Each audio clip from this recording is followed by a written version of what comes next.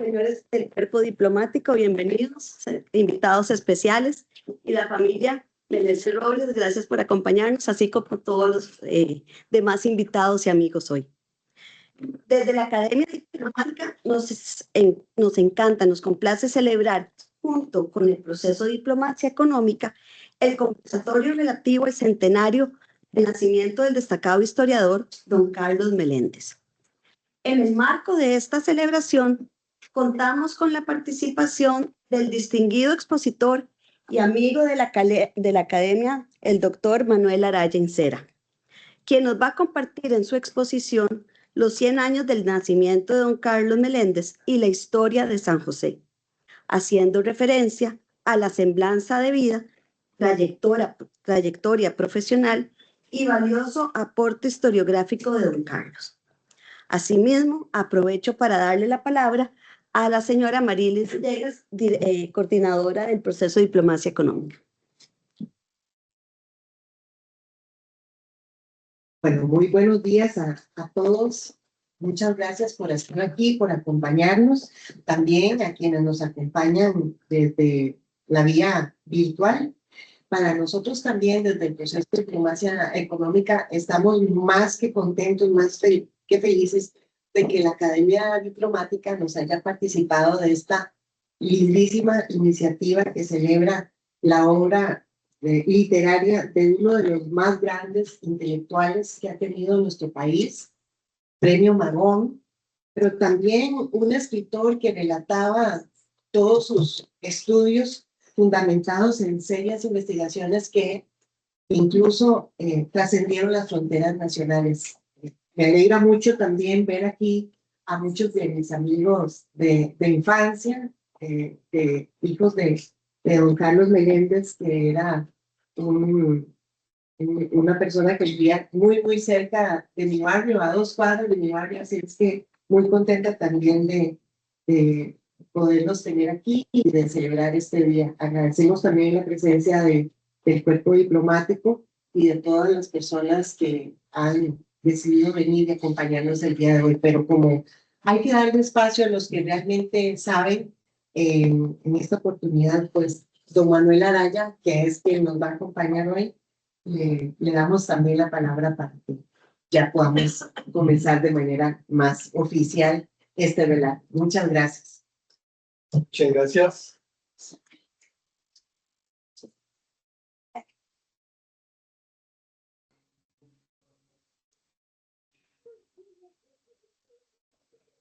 Muchas gracias.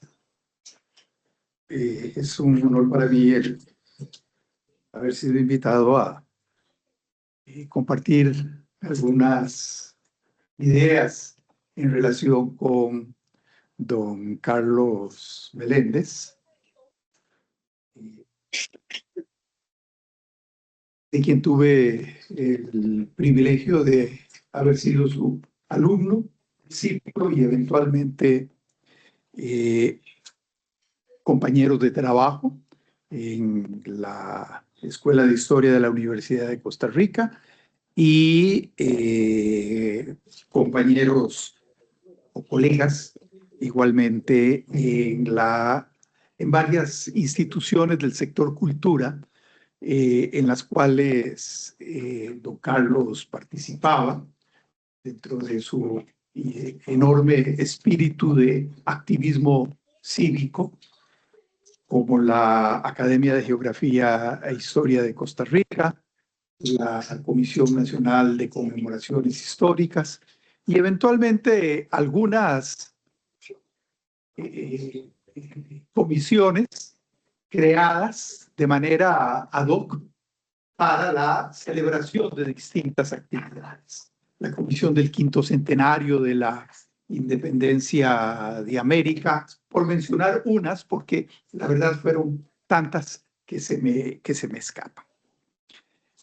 Unas palabras aclaratorias de antemano para que no se sientan defraudados en relación con lo que será el centro de mi exposición y el título que se le ha dado a esta conferencia. que se menciona el centenario del nacimiento de don Carlos Meléndez y el desarrollo de la ciudad de San José. Pensé inicialmente el tema de la ciudad de San José fue quizás apenas uno de los temas, diría yo, que estuvo dentro de los múltiples temas de curiosidad en don Carlos, que le interesaba todo y sobre todo investigaba y acumulaba información y desarrollaba ideas al respecto, pero no fue el tema del desarrollo de la ciudad de San José un tema que asumiera como uno de sus estudios centrales.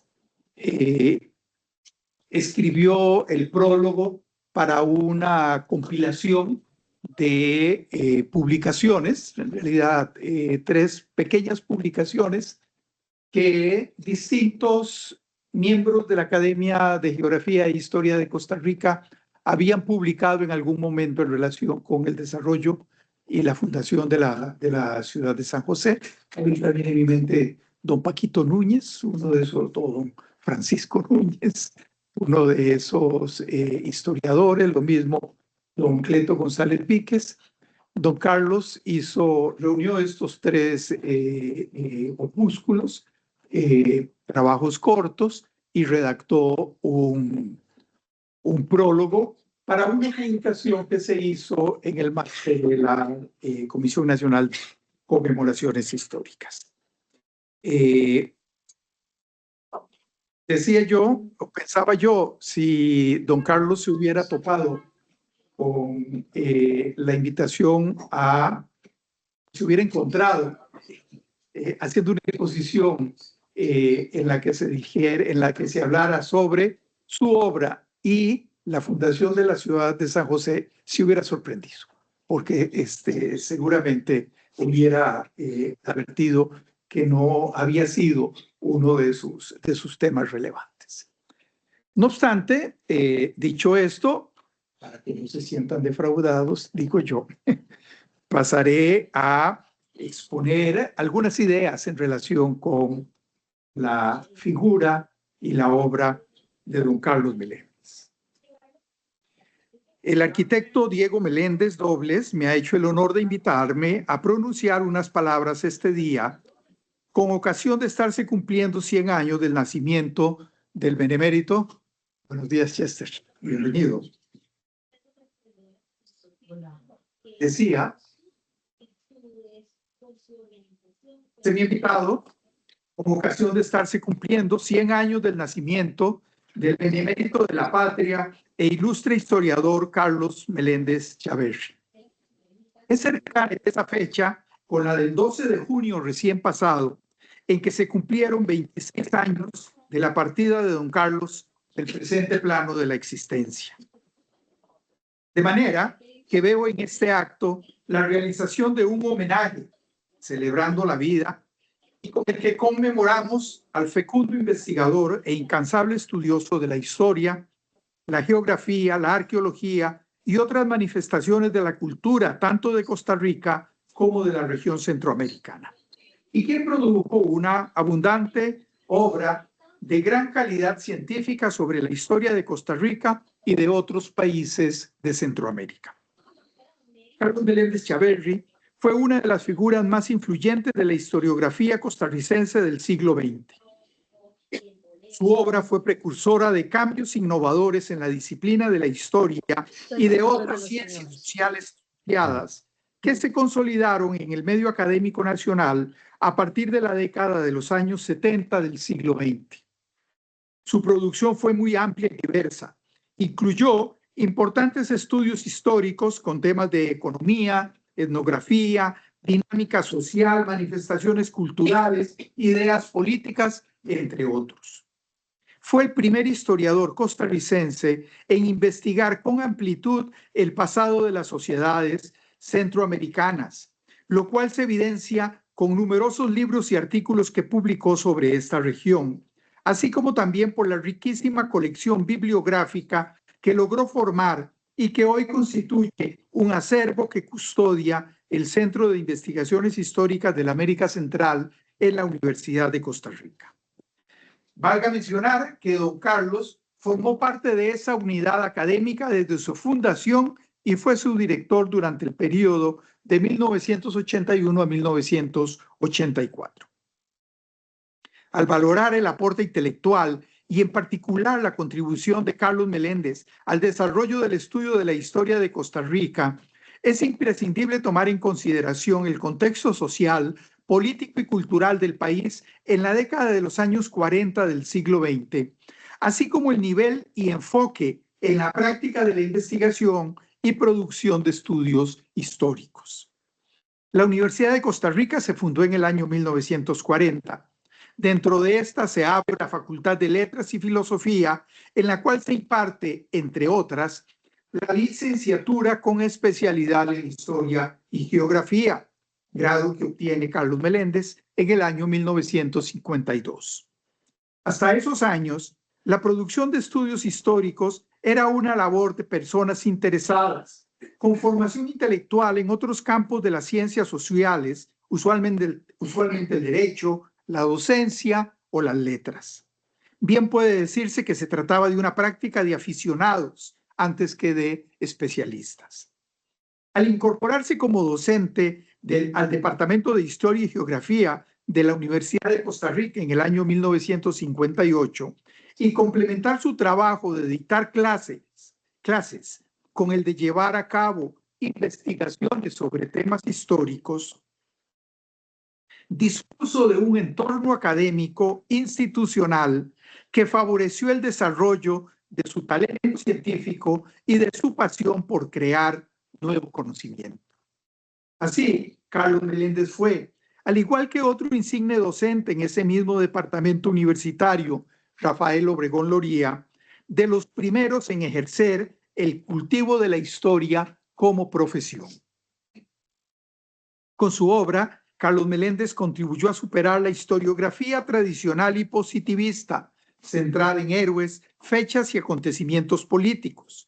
Propuso una historia más crítica, basada en la investigación documental rigurosa y en el análisis de los procesos sociales, económicos y culturales. Incorporó al escenario del acontecer histórico a otros sujetos o actores, personajes sociales, históricos, hasta entonces invisibilizados ante los ojos del estudioso. Por ejemplo, labriegos, campesinos, negros, indígenas, entre muchos otros.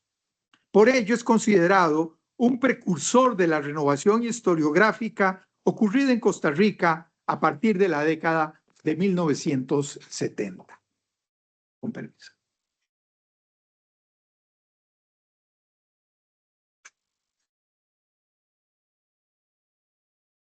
Los enfoques metodológicos aplicados hasta entonces en el estudio de la historia, identificados como enfoques positivistas, además de enfatizar la atención en los hechos, en lo factual, y en los líderes políticos, militares o religiosos, hacían un uso limitado de las fuentes de información documental, así como una interpretación restringida a la literalidad del texto del documento.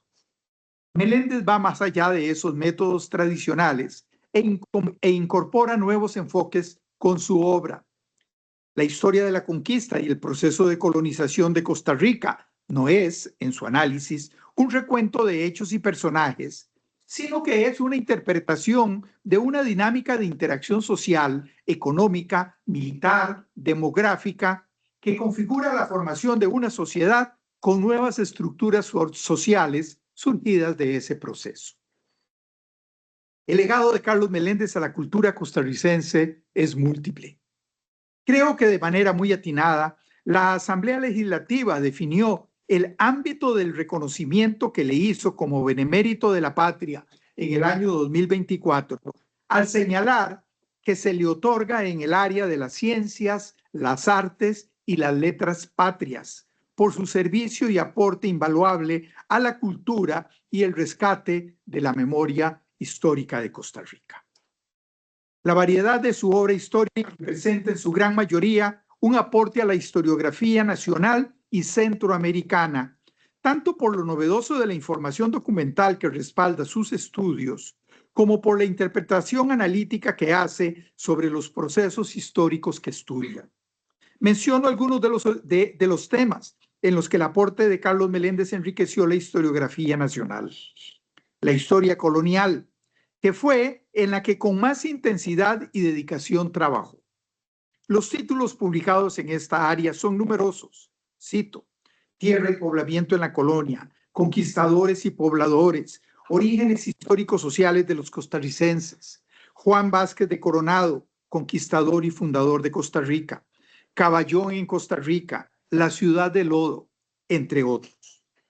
Un aporte novedoso que incorpora al debate sobre la formación de la sociedad costarricense es el demostrar que los patrones de poblamiento durante la colonia se expandieron simultáneamente hacia el este y el oeste del Valle Central, de un lado y del otro del Ochomogo, de los cerros del Ochomogo, y que las formas de propiedad de la tierra que fueron desarrollándose estuvieron dominadas por las pequeñas fincas campesinas, en tanto que en el Pacífico Seco, Nicoya, Esparza y el Caribe, Valle de Matina, prevaleció la hacienda ganadera y la plantación cacaotera.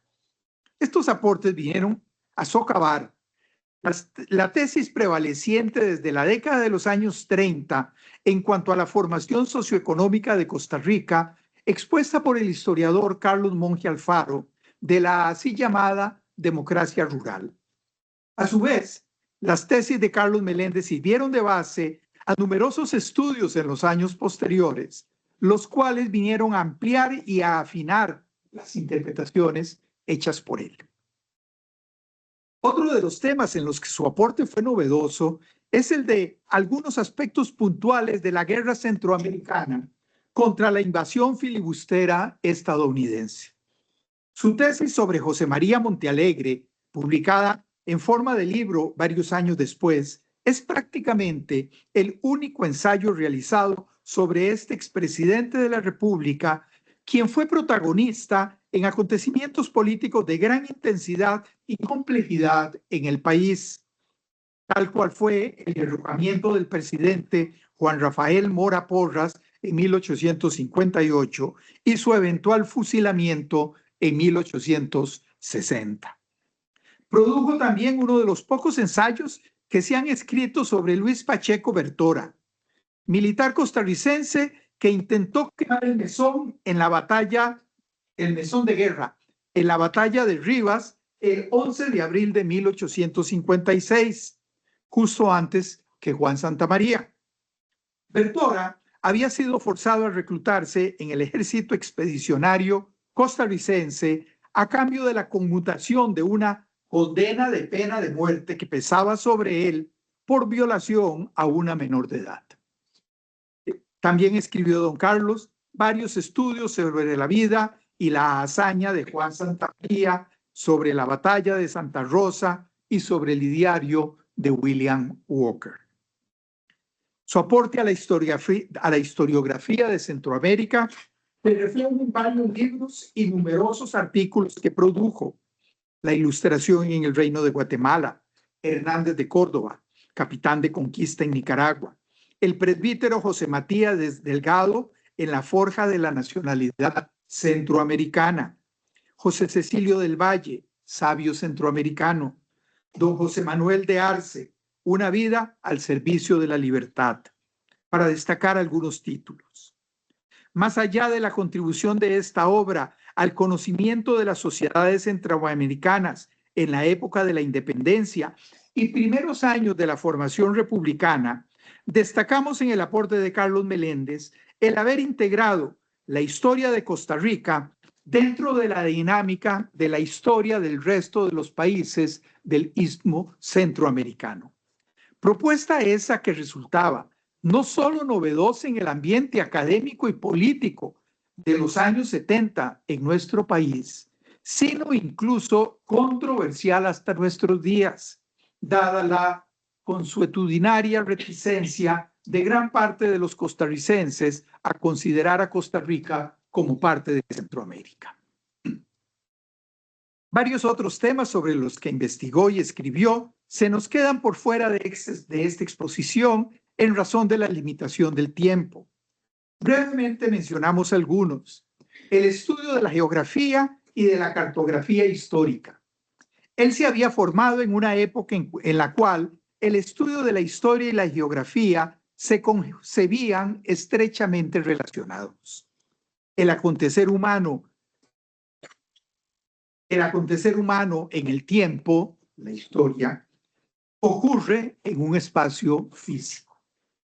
Hasta inicios de la década de los años 90 del siglo XX, la Escuela de Historia y Geografía, en la cual había trabajado desde 1958, contenía las dos disciplinas y otorgaba grados tanto en historia como en geografía. No fue sino hasta ese momento en que ambas carreras se separaron y la geografía consolidó su independencia disciplinaria y académica. En mi experiencia personal, como estudiante del Departamento de Historia y Geografía en la segunda mitad de los años 60, entonces dirigidos por don Carlos, puedo dar testimonio de los esfuerzos de él como director por renovar los cursos del área de la geografía. Viene a mi mente un curso que él introdujo sobre geografía urbana, el cual despertó mucha curiosidad y algún interés entre los estudiantes. De manera que también la geografía como disciplina académica recibió el impulso precursor de Carlos Meléndez. Carlos Meléndez fue un bibliófilo apasionado que poseía el conocimiento y la erudición para identificar una publicación o un documento de interés. Poseía también una cualidad instintiva innata, atributo de todo buen coleccionista, para dar con una pieza excepcional. Un ejemplo del que tengo conocimiento fue el haber identificado la primera partitura del himno nacional publicada en Francia. Con seguridad, las experiencias de hallazgos similares las tuvo en abundancia. Esta cualidad del bibliófilo lo supo proyectar en una obra que se suma a sus aportes a la historiografía costarricense y centroamericana: la recopilación y selección de conjuntos documentales sobre diversos temas y su publicación en forma de libros. También en una dirección cercana a lo aquí dicho, en el rescate de colecciones documentales casi olvidadas, fue la de publicar en edición facsimilar diarios y periódicos de los primeros años de la vida republicana de Costa Rica. Algunos títulos de recopilación de documentos son los mensajes presidenciales. Otro, documentos fundamentales del siglo XIX, que publicó la editorial Costa Rica en su colección Biblioteca Patria. La independencia de Centroamérica, que publicó en Madrid. Presencia de Bolívar en las letras costarricenses. Entre los periódicos rescatados, en publicación facsimilar, están El Mentor Costarricense, El Noticioso Universal, Relación de los Negocios del Estado, Relación de los Negocios del Consejo, entre otros. Estos dos últimos son el equivalente a la Gaceta Oficial, que empezó a publicarse en la segunda mitad del siglo XIX. Pero ya desde la década de los años, fines de los 30 y 40 del siglo XIX, el gobierno costarricense publicaba el recuento de los asuntos que tramitaba. El aporte de Carlos Meléndez a la docencia y a la enseñanza de la historia y la geografía en Costa Rica y Centroamérica fue tan importante como su producción historiográfica. Su labor como profesor, investigador y autor de textos educativos contribuyó decisivamente a la formación de generaciones de estudiantes y docentes. Participó en la formación de numerosas generaciones de historiadores, geógrafos y profesores de estudios sociales.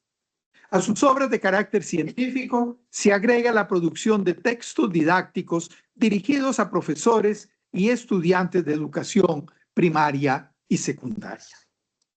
Fecunda aunque quizás menos conocida, fue su labor en la divulgación de la historia y la geografía a través de organizaciones culturales, tanto públicas como privadas.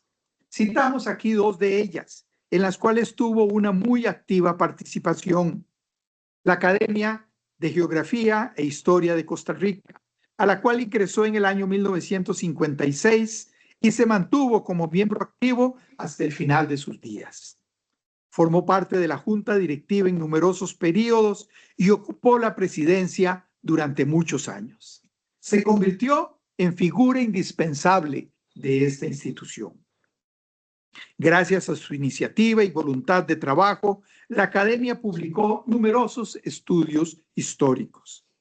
Otra entidad que él contribuyó a crear y desde la cual se llevaron a cabo numerosos proyectos, tanto en la divulgación de temas históricos como publicaciones e incluso de supervisión del proceso de restauración de las ruinas de la capilla de Ujarás, fue la Comisión Nacional de Conmemoraciones Históricas, institución creada por ley de la República en 1972, después de que finalizó sus funciones la Comisión Nacional para la celebración del sesquicentenario de la independencia de Centroamérica, en la cual don Carlos había tenido una muy destacada y comprometida labor.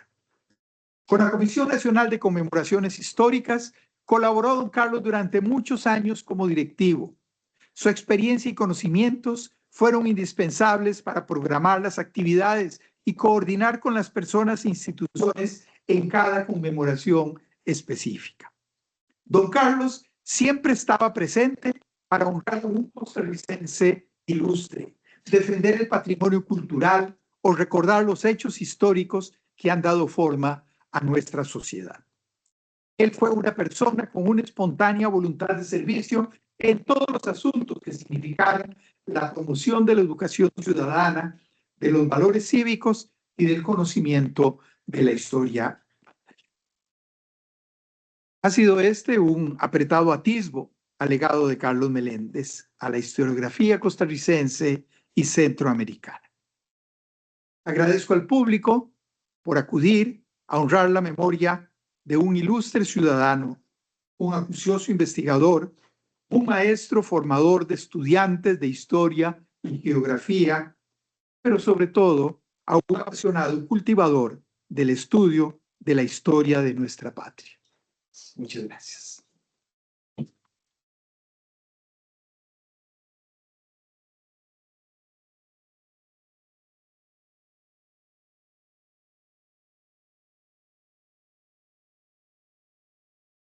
Muchísimas gracias, don Manuel. Todos estábamos exhortos oyendo tan interesante descripción de don Carlos. Conocemos cada vez más de él. Y yo quiero invitar, si alguien tiene algún comentario, alguna observación, don Diego aquí, que fue el precursor de esta idea, lo invito a unas palabras. Lo agarré fuera base. Queremos agradecer a Isabel y a todos la oportunidad. Bueno, vamos a iniciar de nuevo. Únicamente quisiera agradecer primero que nada al Instituto Manuel María de Peralta y a María Isabel como directora y a todos los que hicieron posible este evento.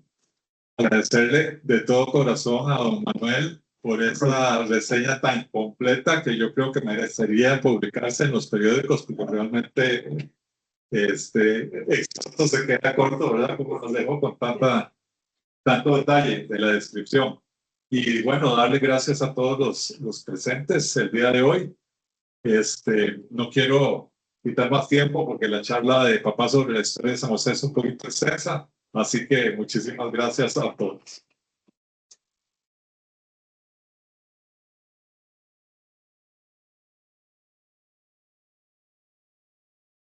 Teníamos un video que, si les queda, es un poquito largo, pero lo vamos a pasar para que compartamos un ratito el video. Y omití saludar a todos los que están conectados virtualmente.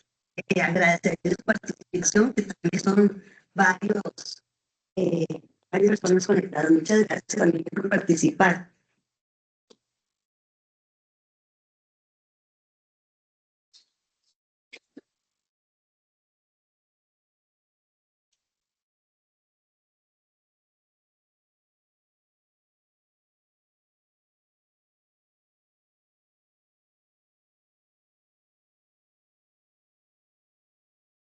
Aquí donde usted nos va diciendo la parte del video y hasta dónde la pasamos.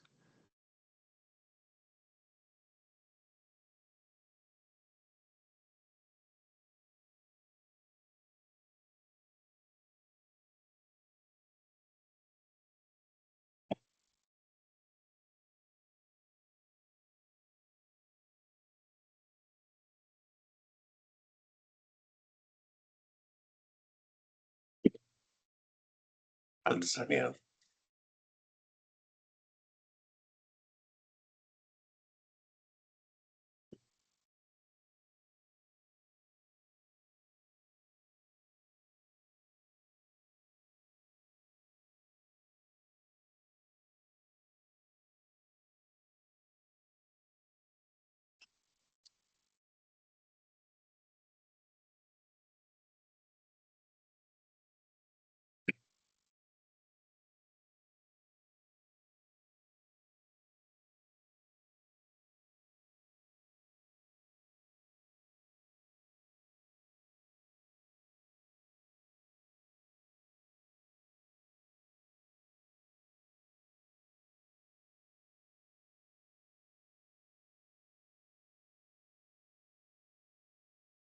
Voy a interrumpir un segundo, pero no nos están escuchando.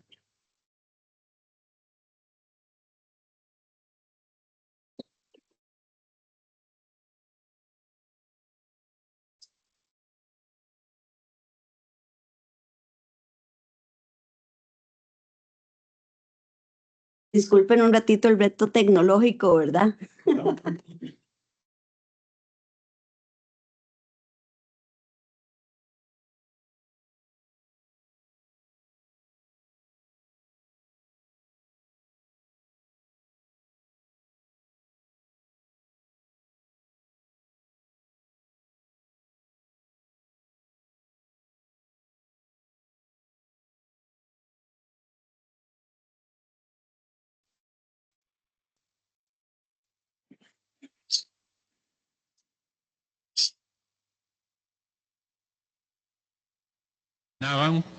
Sobre todo los elementos que se ligan a la vida rural. No debemos olvidarnos que hay dos factores económicos que determinaron el desarrollo de San José. El primero, el cultivo del tabaco en las vegas del río Irilla, sobre todo en la zona de Tibás y de Goicoechea de hoy, y más tarde en esa misma área el desarrollo de la gran actividad cafetalera. Tendríamos pues que decir que sobre todo el café ha sido uno de los factores fundamentales, como lo fue en sus orígenes el tabaco. El primer edificio importante que todavía se conservaba allá a los inicios de esa mitad del siglo XIX era la factoría de tabacos. Y alrededor de la factoría es que se generó con el comercio, con el transporte hacia Punta Arenas, toda una vida bastante activa para la manipulación y el proceso de exportación del tabaco fuera de la provincia. Pero el café innegablemente también trajo una transformación muy sensible en la vida, porque precisamente el café tiene un periodo en que reclama la mano de obra. Cuando hay que quitar la lana, cuando hay que podar y sobre todo cuando viene la recolección. Pero por lo menos la mitad del año permite desentenderse de las plantaciones. Y este va a ser un factor que llevó, en donde el café se desarrolló, a un fortalecimiento de la vida, tanto en los pueblos. Debemos destacar pues que del apogeo cafetalero es que van a surgir Desamparados, Alajuelita, y de igual modo San Pedro del Mojón o Montes de Oca, Guadalupe, San Juan de Tibás, Moravia, Coronado, etc.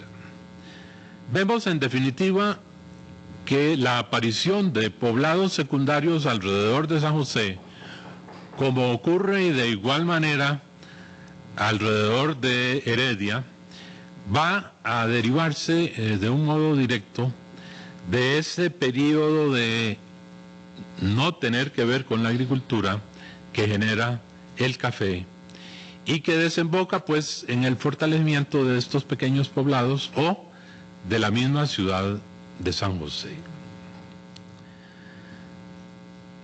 Somos afortunados nosotros de que allá a finales del siglo XVIII el padre Manuel Antonio Chapuy de Torres hiciera el legado para los pobres de la ciudad de la sabana, porque en realidad este ha sido un pulmón que desde finales del siglo XVIII hasta nuestros días constituye un área excepcional por su amplitud y sobre todo pues por ser, como lo es hoy, el legado del padre Chapuy era para que los pobres tuvieran ahí sus vaquitas.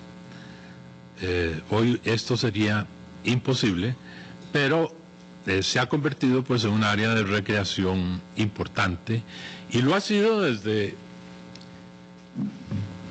siempre, porque por ejemplo allá en la época del periódico La Tertulia, 1833-34, los josefinos queriendo rendirle un homenaje a la ley de imprenta, pues hicieron una larga procesión que terminó en la casa de la hacienda de don Mariano Montealegre, que estuvo situada en donde se encuentra hoy una bomba de gasolina, ahí frente al Gimnasio Nacional.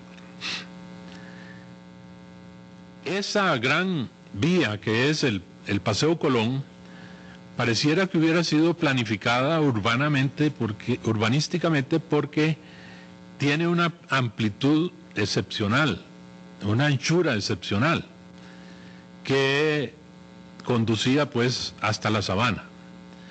Yo he llegado a la conclusión de que no hubo una planificación urbana, sino que ese camino, como era tan plano, para llegar a la sabana, se llenaba en el invierno de barriales y entonces había que ir tratando de eludir los barriales y entonces se iban las gentes por un lado y por el otro y luego cuando ya se construyeron viviendas y cuando ya se hizo un poco más urbanizada esa parte, quedó una calle muy angosta gracias a los barriales de la época, ¿no?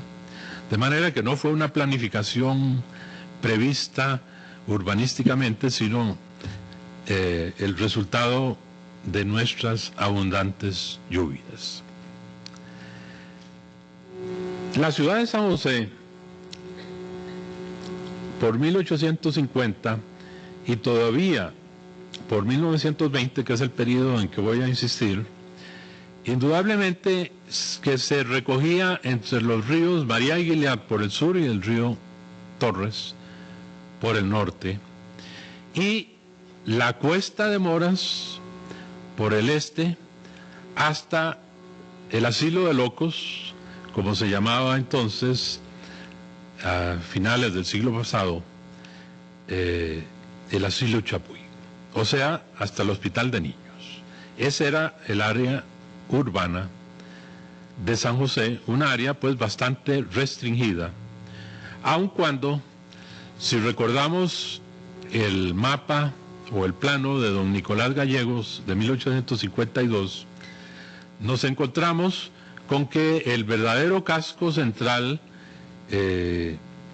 no iba más allá de lo que es hoy el Parque Morazán, puesto que allí existía hasta los años 70 la laguna.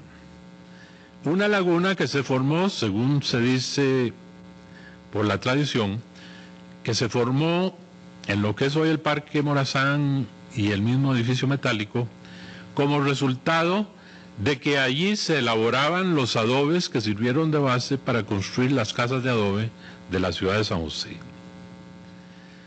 El agua le entraba a la ciudad de San José por acequias, posiblemente una saca de agua, como llamaban entonces, una acequia que se extrajo en el lado de Montes de Oca y que venía por la parte alta, más o menos siguiendo la calle a Montes de Oca, y que entraba por la fábrica de hielo. En realidad, recordemos que hasta hace muy pocos años estaba el tanque de la cañería de la ciudad al lado del Hospital Calderón Guardia, y por ahí entraba, por la fábrica de hielo, entraba bajando esa pendiente aquí al lado de este bloque de la antigua Fábrica Nacional de Licores, para desembocar pues en ese llano, en ese llanito que sirvió para extraer el adobe, que fue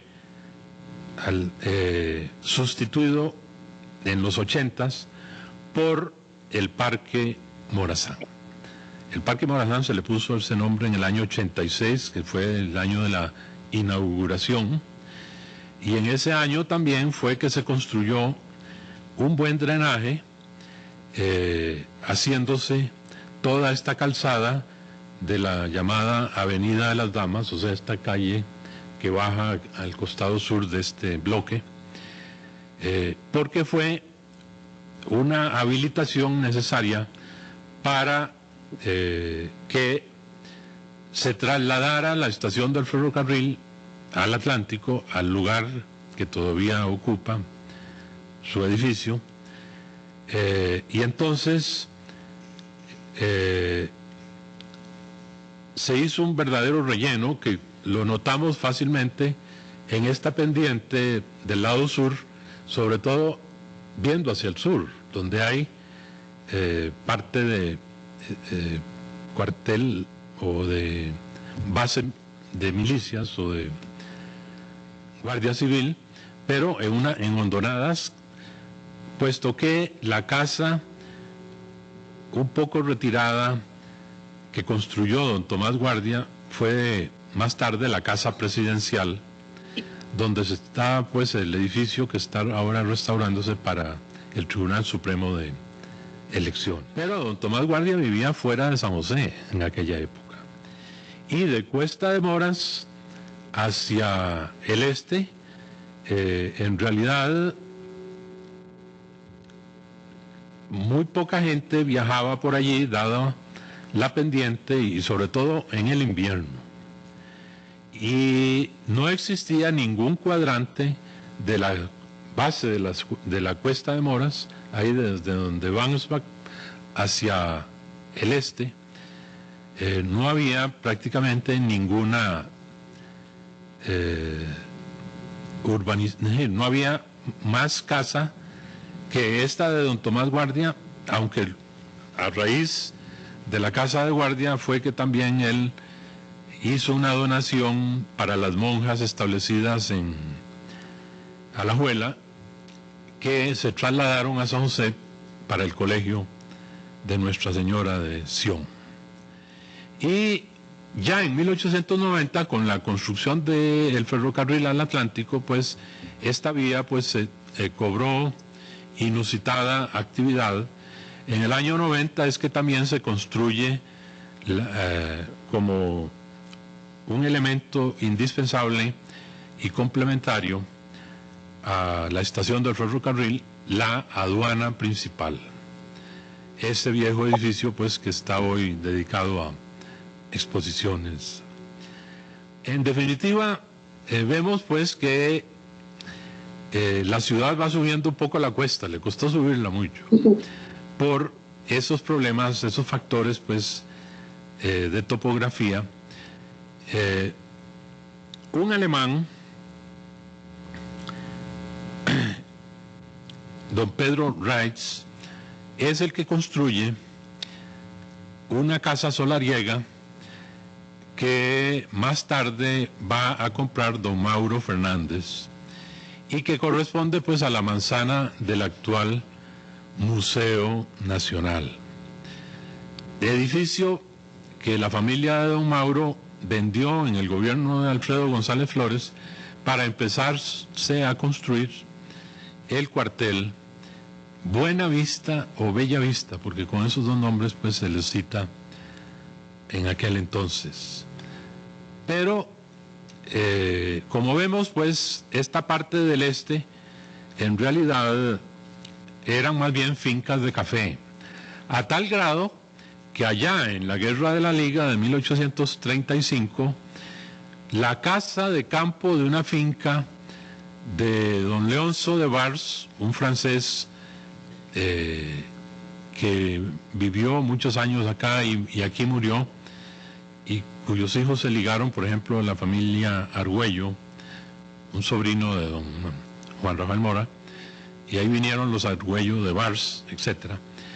Esa casa solariega estaba por la California, propiamente en la casa actual de don Jaime Solera Bennett, pero era una casa de una finca de café. Esto pues para mostrarles que toda esta sección de Cuesta de Moras hacia el este era totalmente rural, que eran plantaciones de café y que estaban pues totalmente al margen de la misma ciudad. ¿Qué edificios importantes había al mediar el siglo XIX en San José?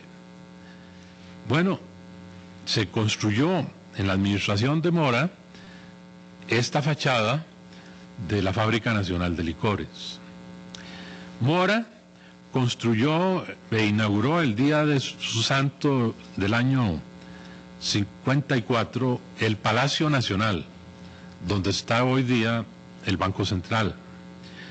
Mora también fue el que ayudó a financiar y a edificar la Universidad de Santo Tomás, ese viejo edificio que estuvo ubicado diagonal al Teatro Nacional, o sea, donde está hoy el Banco Anglo.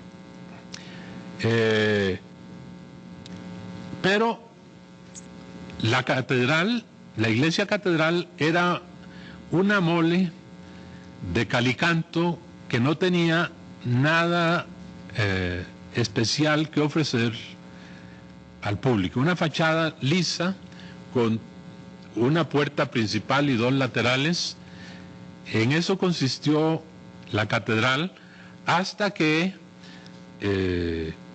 por gestiones primero del obispo Llorente, aunque habría de ser sobre todo en el periodo de la vacante entre Llorente y Til, que se contrata al arquitecto Quirce, José Quirce Filgueras, catalán y masón, una cosa curiosa, que fuera este masón el que construyera y diseñara la fachada actual de la catedral, o sea, colocándole un atrio y columnas de fuerte sabor helénico a una fachada lisa que era lo que había anteriormente.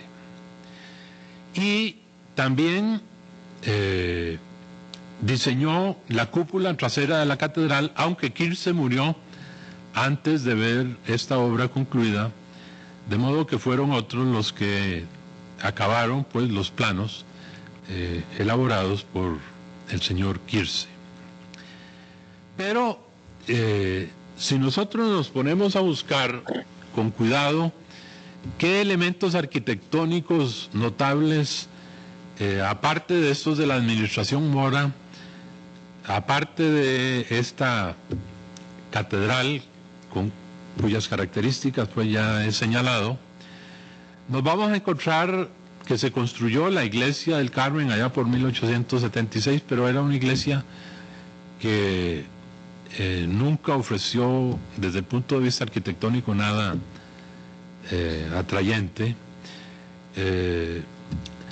La iglesia de la Soledad se construyó casi fuera del cuadrante de la ciudad de San José a finales también de siglo, lo mismo que la iglesia de la Dolorosa, pero en aquella época como que no había mucha prisa en construir y que los sacerdotes a veces emprendían la construcción de las iglesias sin ningún financiamiento, de manera que con turnos y con actividades de ese tipo iban paulatinamente recogiendo limosnas, y entonces construir una iglesia duraba generalmente no menos de 10 años.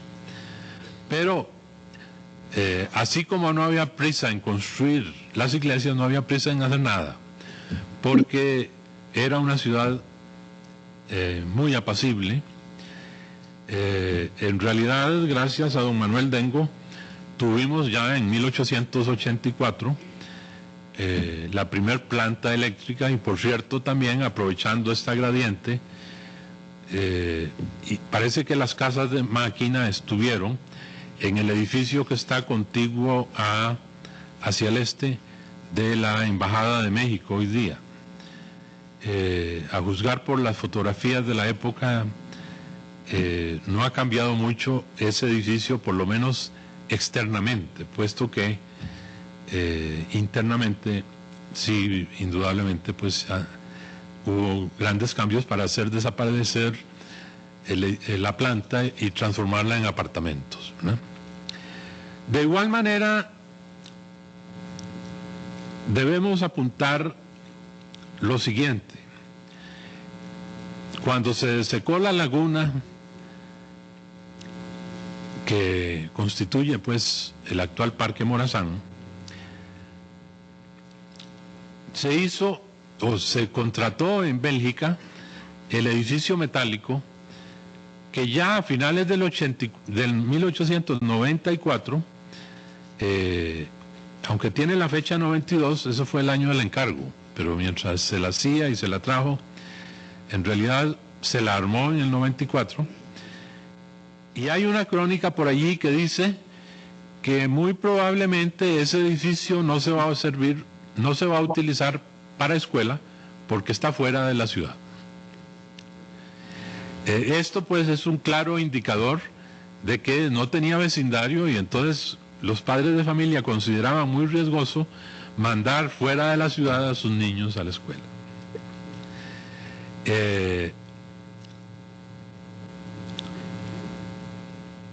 Este proceso de desecamiento de la laguna y la habilitación en parque generó también un factor de atracción para construir residencias, unas pocas de las cuales sobreviven hoy día alrededor del parque, sobre todo en la parte del sur.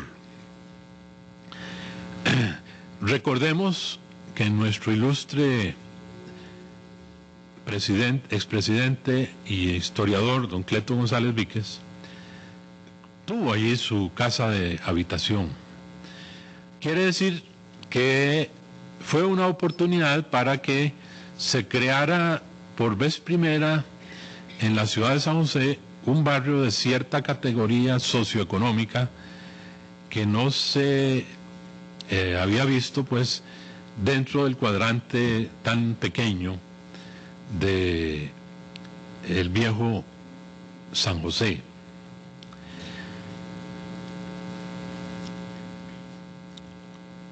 Nuestros antepasados fueron bastante perspicaces al aplicar la ordenanza que a principios del siglo XIX se había dado de poner los cementerios fuera de poblado, al escoger como cementerio de la ciudad un sitio pues tan lejano como debió haber sido en aquel entonces el cementerio general.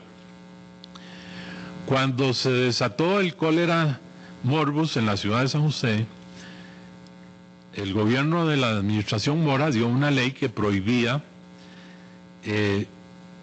enterramientos de los muertos de cólera en lugares en donde hubiera que enterrar más tarde otros muertos. O sea, que hubo que improvisar un cementerio para los que morían del cólera.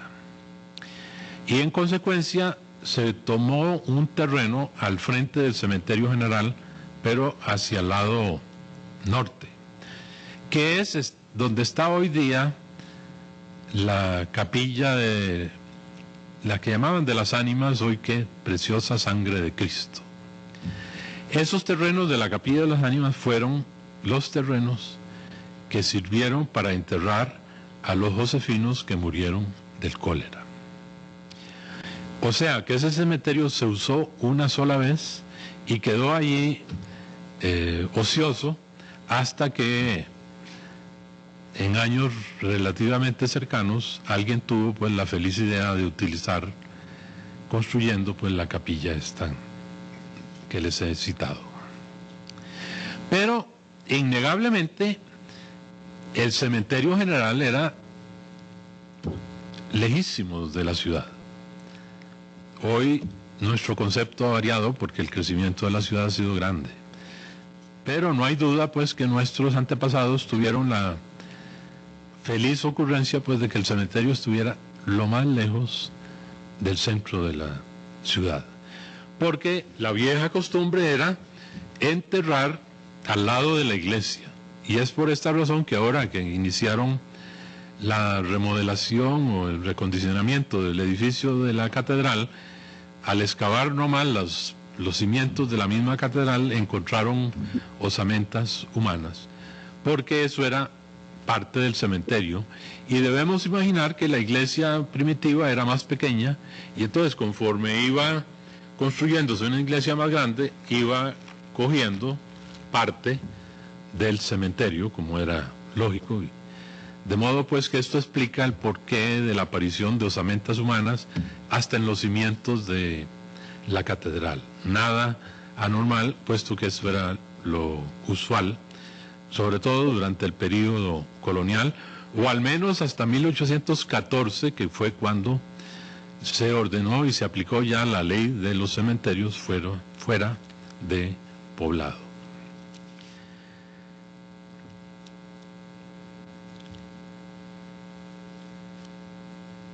Hay un álbum que fue reeditado en 1989 de H.G. Morgan, que se llama Vistas de Costa Rica. Fue publicado en Filadelfia en en Boston en 1892. Y es un álbum con vistas de San José y de algunos otros sitios de Costa Rica. Basta ver ese álbum para darnos cuenta de que San José era una verdadera aldea. No hay allí obras que impresionen por su carácter arquitectónico. Nos encontramos ya al parque central cerrado, con kiosco, con una pileta, pero en realidad este encerramiento del parque con una verja se hizo simultáneamente casi con la inauguración en 1869 de la cañería de la ciudad de San José. Las pilas de los parques en Cartago, primero fue San José y después las demás ciudades, Cartago, Alajuela, Heredia. Las pilas son conmemorativas de la inauguración de la cañería de las ciudades. En el caso de San José, hay allí en la Biblioteca Nacional un folleto en que se plantean dos alternativas: de hacerlo por tubos como de alcarraza o hacerlo por cañería, que fue la opción que más se aconsejó, y que el presidente Juan Rafael Mora pues a finales de su gobierno, estuvo muy interesado por establecer.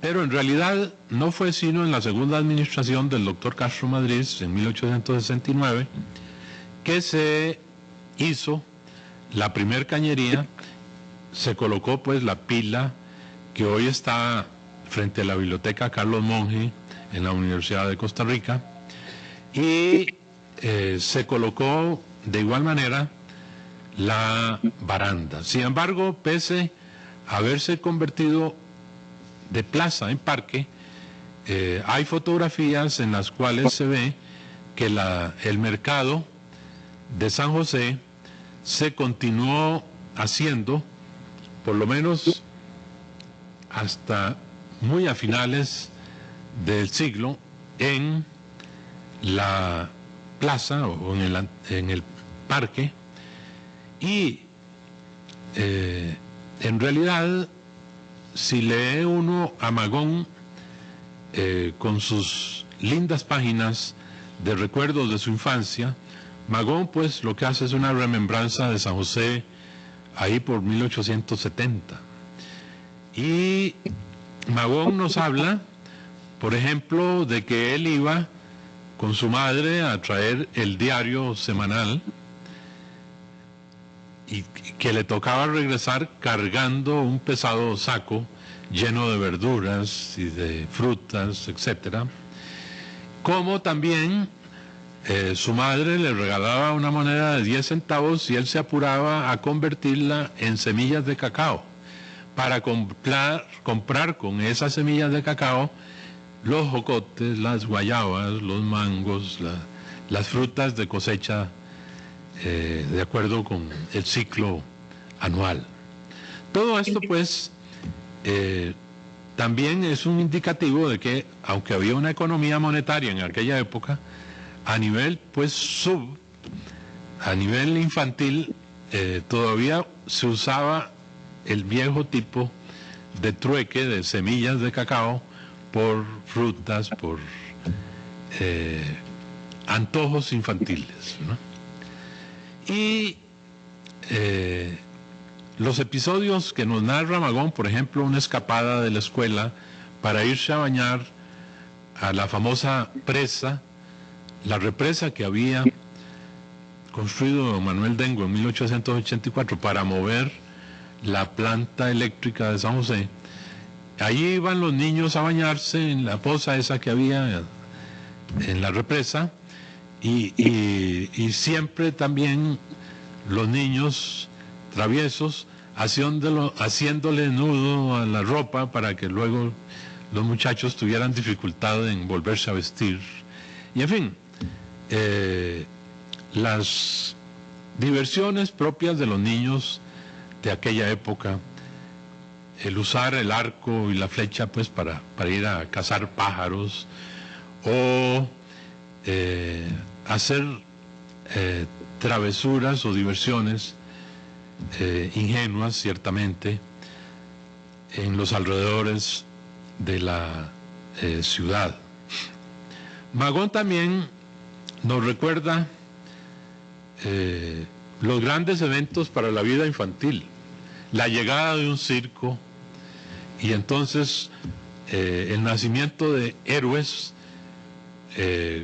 como esos que hacían divertimento en el trapecio, como los payasos, y en fin, lo típico de los circos que ocasionalmente llegaban por la ciudad a trastornar un poco la monotonía de la vida josefina. A mediados de siglo, si había algún espectáculo en un lugar, entonces el salón escogido podía ser una bodega, y los clientes que iban a ver una función de teatro, etcétera, cada cual llevaba de su casa la silla, porque solamente había un recinto adecuado, que fue el famoso Teatro de Mora, que estuvo situado allí por la Cañada, cerca del Mercado Central. Hay por allí una hoja de unos pocos años atrás, de mediados del siglo, en que hablan de un espectáculo que ha llegado a la ciudad de San José y dice: precio, calzados 2 reales, descalzos 1 real. Lo que no deja de ser también un buen indicador de cierta sensibilidad social, ¿verdad? De que los pobres pagaran menos que los pudientes. Pero el criterio diferenciador era el estar con zapatos o sin zapatos. Y es probable que más de un pudiente se descalzara, ¿verdad? Para economizarse 1 real. También debemos recordar que en aquella época era una práctica muy generalizada, cuando alguien estaba agonizando, de llevarles el viático, la extremaunción, pues. Se usaba generalmente una litera que cargaban 4 hombres y el cura iba sentado dentro de la litera, y se anunciaba en la calle tocando un niño que iba adelante una campanilla. Y lo que primero hacían las gentes cuando se topaban pues con el viático era arrodillarse y persinarse. Un viajero cuenta que él vio venir el viático y no se arrodilló, y la gente indignada le gritó: arrodíllese, ¿verdad? Y persígnese. Esta era pues una práctica pues muy común, así como también las procesiones en las calles. Recordemos que a raíz de la peste del cólera se fortaleció en San José la devoción del dulce nombre. Hay por ahí un folleto de 1856 con unas oraciones al dulce nombre para hacer cesar la peste, y la devoción pues ha permanecido latente durante más de un siglo, aunque ha ido viniendo cada vez más a menos. Pero la devoción del dulce nombre de Jesús pues fue muy peculiar de San José, y particularmente arranca a raíz del cólera. De las procesiones pues no tenemos que decir gran cosa, porque no ha cambiado fundamentalmente. En realidad la vida religiosa pues era importante en la comunidad. La vida social era muy poca. En realidad, ocasionalmente alguna fiesta familiar. Don Lorenzo Montúfar, allá por 1858, comentaba que en toda reunión social lo que se repartía sobre todo era la mistela. La mistela es un trago de aguardiente con sirope, o sea, con agua y colorante, y que esa era la gran bebida social de aquella época, una mistela. Ya nosotros nos hemos olvidado de las famosas mistelas, ya el nombre ni siquiera nos es familiar. Tal vez alguien ahí en alguna cantina un poco más tradicional puede pedir alguna vez una mistela, pero ya es casi un término olvidado.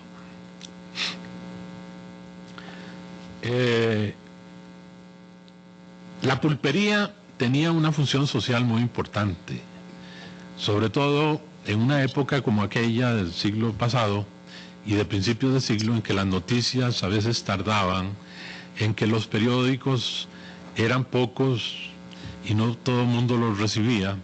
De modo pues que la pulpería era el órgano de difusión más importante, por lo menos de comunicación social en el barrio, ¿verdad? Porque ahí se informaban, y era práctica también muy común que ciertas órdenes, ciertas leyes que se daban para la ciudad, pues se ponía un cartel en la pulpería, porque estaban seguros de que ahí todos lo verían.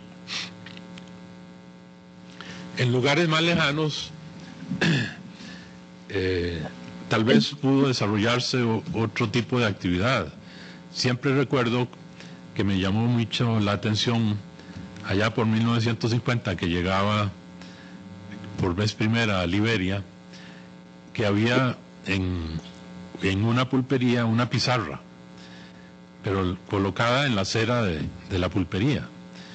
Y entonces el dueño de la pulpería ponía: no nos parece que la municipalidad haya tomado haya decretado el aumento de los impuestos municipales, ¿no? Y así, otro día estando en Liberia, una nota en la pizarra que decía: ha muerto en San José don Ricardo Fernández Guardia.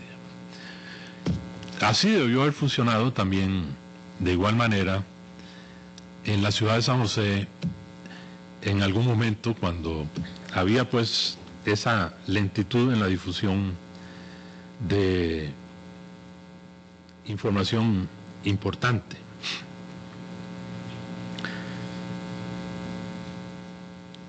La cárcel de San José estuvo por largos años, tal vez hasta principios de este siglo, en la esquina del Paseo Colón, donde se dobla para acceder a la Avenida Segunda, en esa parte del Hospital San Juan de Dios, en esa parte de la esquina. Era un viejo edificio de adobes, y parece que en la pura esquina había colocada una jaula de hierro, y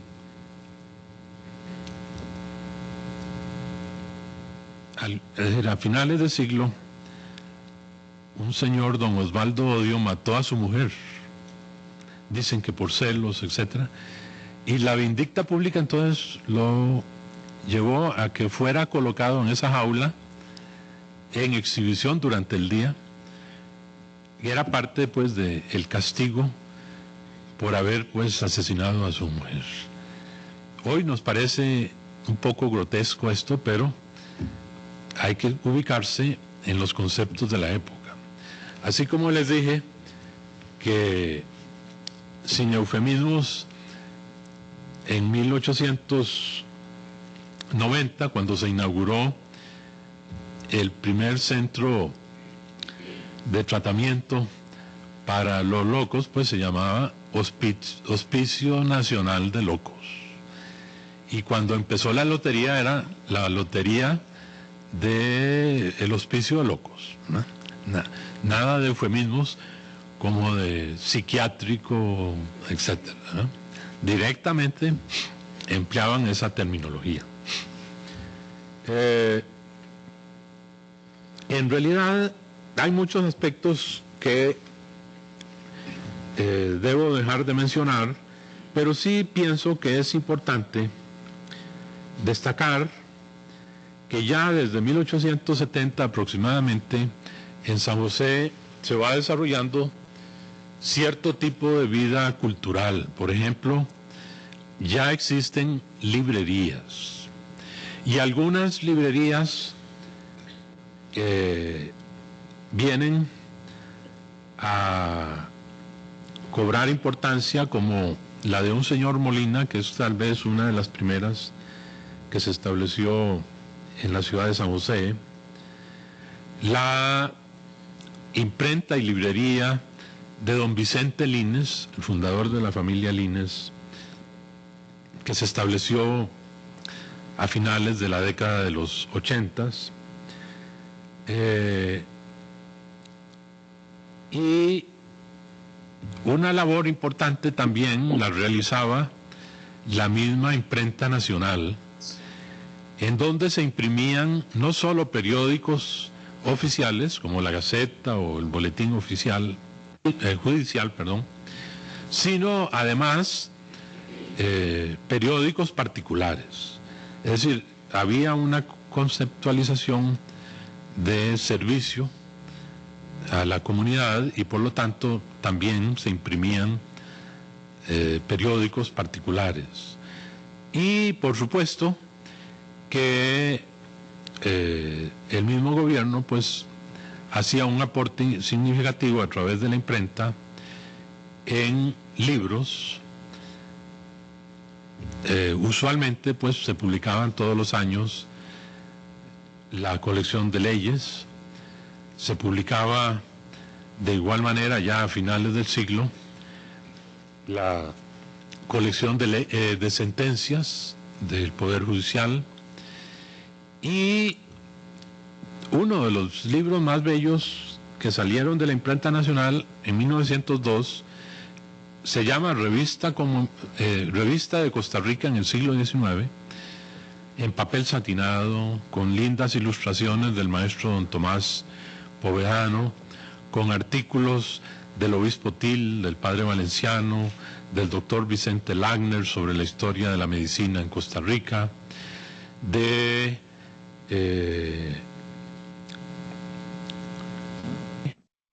la bibliografía costarricense, en fin. Fue un libro conmemorativo del siglo XIX, artículos de Manuel Jesús Jiménez, parte de sus crónicas coloniales. En fin, una obra realmente espléndida y tal vez, como les digo, una de las raras piezas o excepcionales piezas salidas de esta imprenta nacional. También es importante que no nos olvidemos, sobre todo ahora que hablaba de el hospicio o del asilo de locos, que el doctor Carlos Durán fue uno de los que más luchó por la salud pública en aquellos años, y cuando a la Junta de Protección Social se le presentó la oportunidad de comprar los terrenos que servirían tanto para ampliar al hospital, porque en esa parte donde estaba la cárcel, a la par, hubo también una fábrica de cerveza, a la par del hospital. Sí. Se adquirieron esos terrenos, pero también el doctor Durán compró otros terrenos adicionales detrás, y la crítica fue acerba contra el doctor Durán porque dijeron: está malgastando los fondos públicos comprando tierras en ese lado. Y el edificio de toda esa área de sanidad del Ministerio de Salud Pública, el Hospital Geriátrico Blanco Cervantes, Los que están conectados virtualmente, por favor, cerrar el Basilio micrófono. Chapuy, San Juan de Dios, etcétera, ampliaron sus áreas gracias a esta adquisición. Y yo diría que gracias a la visión de futuro del doctor Carlos Durán, pero que le valió una fuerte crítica en su tiempo. Pero gracias al doctor Durán es que se ha constituido pues esta gran área hospitalaria, que ya está resultando un poco problemática por la presión urbana, como bien sabemos. En aquella época era también muy usual que se publicaran, por lo menos desde finales del siglo, algunas guías. Esta es una guía directorio de la ciudad de San José, Genaro Peralta, 1905, pero hay de 1890, de 1894, esta del año 5, aquí tengo otra del año 26, que sirven muy bien para ver, por ejemplo, toda la lista de profesionales y de no profesionales, porque hay desde carpinteros, hojalateros, hasta abogados, médicos, dentistas, etcétera, de modo que permiten formarse una idea bastante clara de cuál era el panorama profesional a través de estos directorios que están también llenos de anuncios que también ilustran muy bien cuáles eran las actividades predominantes de la vida urbana de San José. Recordemos pues que San José no era solamente el centro político del país, sino que también a su vez era el centro religioso, el centro comercial y, si se quiere, también el industrial, puesto que las principales fábricas operaban prácticamente dentro del cuadrante. O sea que ya a finalizar el siglo la vida se va haciendo un poco más compleja y en los primeros años, en las primeras 2 décadas del siglo XX, en realidad la ciudad va ganando un poco en belleza gracias a la presencia de arquitectos como don Ledesma Jiménez, que fue quien construyó, parece que se inauguró muy a principios de siglo, la iglesia de la Merced. Y precisamente cuando se construyó o cuando se terminó en 1888, para aclarar esto un poco, en 1888 hubo un fuerte sismo en San José. Y este sismo dañó notoriamente a la catedral y a muchas casas de la ciudad. Y esto llevó pues a la necesidad de renovar algunas edificaciones. Pero ya a principios del 20, con la introducción sobre todo de el cemento y la varilla, el primer edificio importante de varilla y cemento que se levantó en San José fue el edificio de Correos, que se inauguró en la administración de don Alfredo González Flores, allá por 1916. Pero tal vez el mejor medio para formarse una idea de ese progreso urbanístico y de arquitectura en la ciudad de San José sea el famoso álbum de fotografías de Costa Rica de don Manuel Gómez Miralles, publicado en 1922 por Alsina. En realidad, como lo comentaba hace unos minutos con alguna persona, esas fotografías están retocadas porque le quitaron todos los alambres de teléfonos, de electricidad, de las calles, porque era una telaraña lo que había en las calles, ¿no? Pero en el álbum de Gómez Miralles desaparecieron por retoques magníficamente hechos todos esos hilos de las calles, y entonces se ve una ciudad realmente bastante agradable, pero tal vez un poco falsa por esta circunstancia. Pero hay mansiones como esta que fue de los señores Pinto en el Paseo Colón, del doctor Pinto, que fue director del asilo Chapuy, la famosa Casa de los Leones, que fue lamentablemente demolida en el gobierno de Oscar Arias. Hay fotografías de esta casa tan linda que todavía permanece ahora como sede de la presidencia de la Asamblea Legislativa, el famoso Castillo Azul, que construyó don Máximo Fernández para su residencia, pero que usó don Alfredo González como casa del presidente, y de igual manera el gobierno de Tinoco, hasta que en 1920 compró el gobierno de Costa Rica a la compañía bananera la casa que había sido de don Tomás Guardia, o sea, la casa presidencial diagonal a la Biblioteca Nacional, ya demolida y que ya comenté hace un rato. Vemos ese bello edificio de la Biblioteca Nacional que nunca terminaremos de lamentar su demolición. Y vemos también parques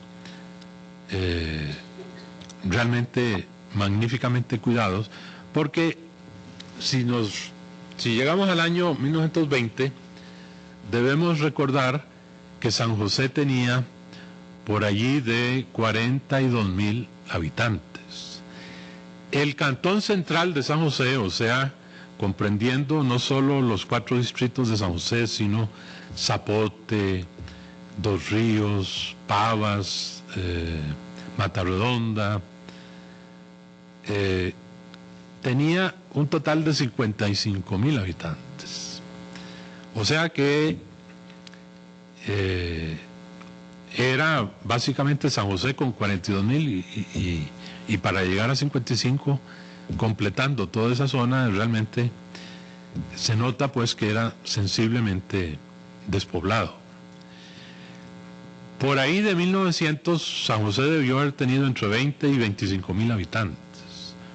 Era una verdadera aldea. Y no en vano, Jacinto Benavente, cuando vino allá por 1922 a Costa Rica, dijo que San José era una aldea alrededor de un teatro. Porque en realidad, el único edificio de realmente bien ver en San José por largos años, pues fue, y ha sido, y por dicha que sigue siendo, el Teatro Nacional. Una obra que alguien me decía una vez en Nicaragua, es cierto que cuando tiembla en San José, todo el mundo corre a sostener las paredes del teatro, para que no se caiga. En realidad que creo que cuando tiembla nadie acata a una cosa de estas, ¿no? Pero ha sido realmente una tacita de oro.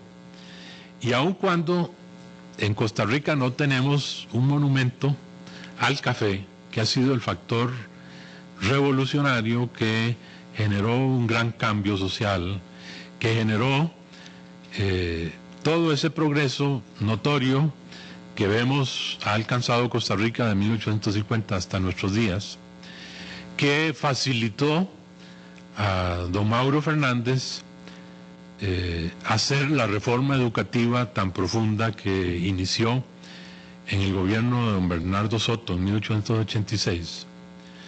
Pero creo que es siempre importante recordar que la reforma de don Mauro obedece a 2 factores.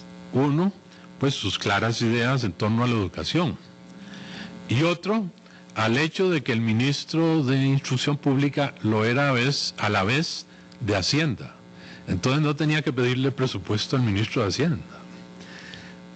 Creo que fue una solución magnífica para hacer la gran reforma a profundidad que propició don Mauro, el que convergiera el Ministerio de Hacienda en sus manos con el de Educación. Pienso que no dejaría de ser una buena solución en estos días, sobre todo en que los ministros de Hacienda piensan en recortar los gastos de Hacienda, sobre todo en el rubro de educación, ¿no? En definitiva, pues, les he presentado unas cuantas pinceladas, no he pretendido en modo alguno hacer una exposición acabada y completa, porque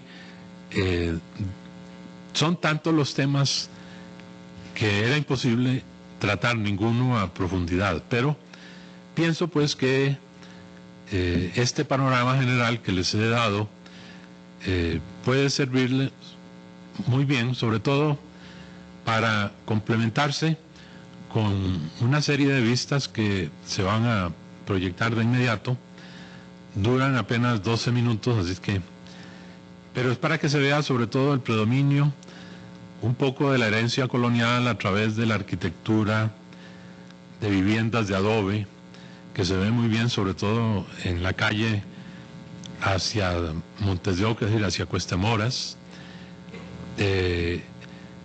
Puede verse pues que también el factor sísmico ha sido un factor determinante, tanto para aventurarse a construir en aquella época grandes obras, como también para la renovación urbana.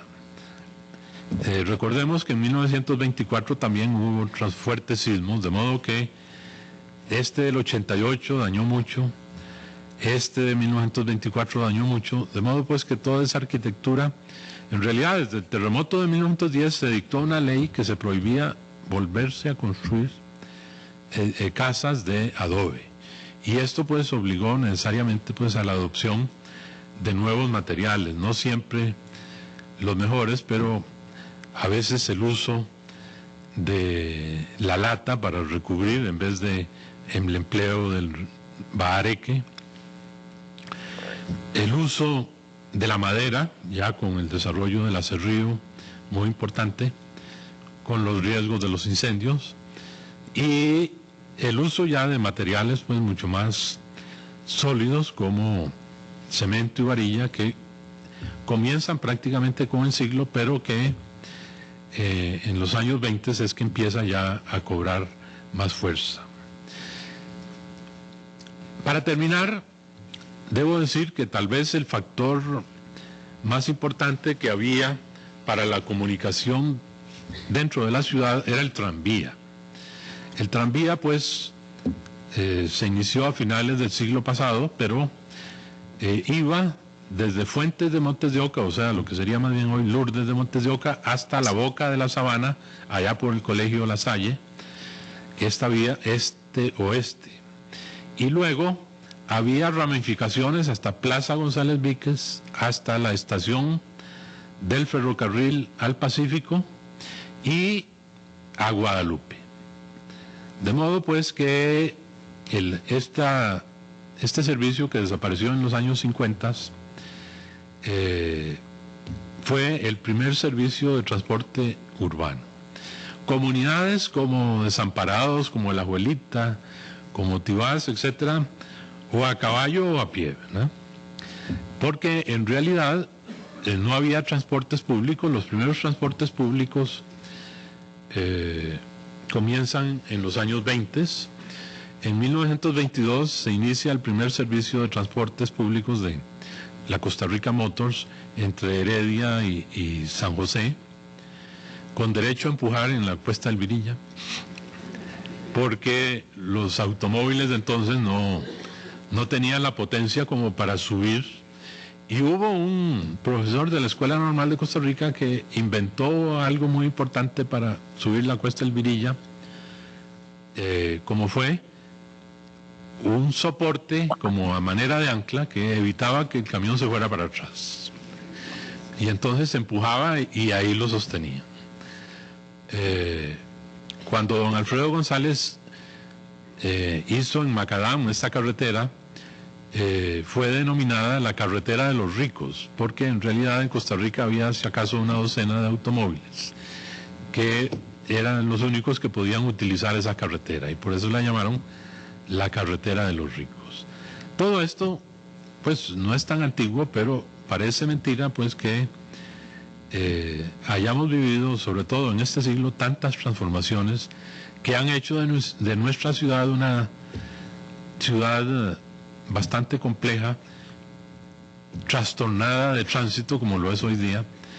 En fin, ya es otra etapa en la que no nos metemos porque si no, no salimos. Muchas gracias.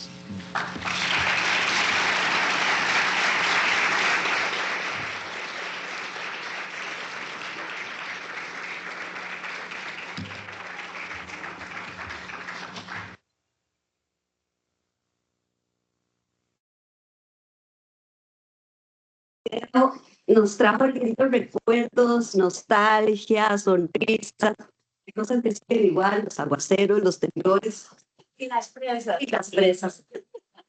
Entonces, nada cambia. Quiero leer unos comentarios que hay en el chat también de la gente que participó virtualmente. El embajador de Costa Rica en Canadá, el señor Germán Serrano García, hace el siguiente comentario. Buenos días, excelente la exposición. Muchas gracias por permitirnos conocer más de un hombre ilustre. Tuve el honor de conocerlo, su amistad con mi abuelito, el embajador Carlos Serrano.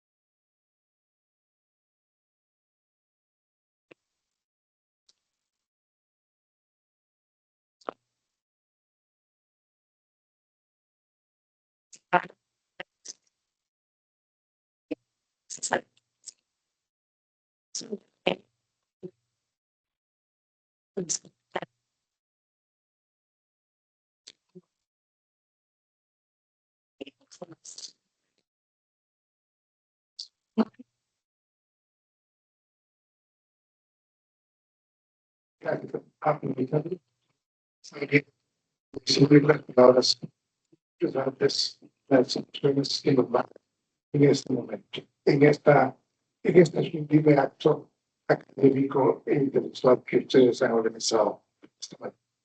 Por un lado, la figura de don Carlos Meléndez, un investigador inagotable, de perseverancia enorme, pero que manejó su vida personal con humildad y sin ostentaciones.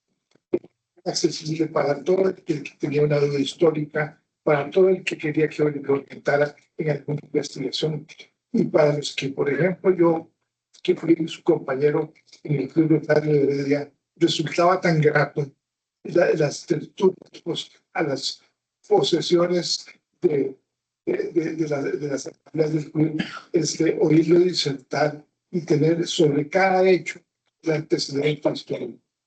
Esto forma parte de un homenaje que el país ha hecho a los Carlos con el benemeritarlo, que por dicha el benemeritarlo no se otorga por triunfo de carrera ni participación en batallas, se otorga por el desarrollo de la cultura. En ese sentido, la academia que ustedes representan y la organización de este evento está muy de nosotros los costarricenses, y que me parece a mí es muy importante que estos señores del cuerpo diplomático participen como lo han hecho ahí, porque se compenetran de nuestra idiosincrasia y entienden por qué somos amigos de la paz y amigos del progreso. Mucho gusto.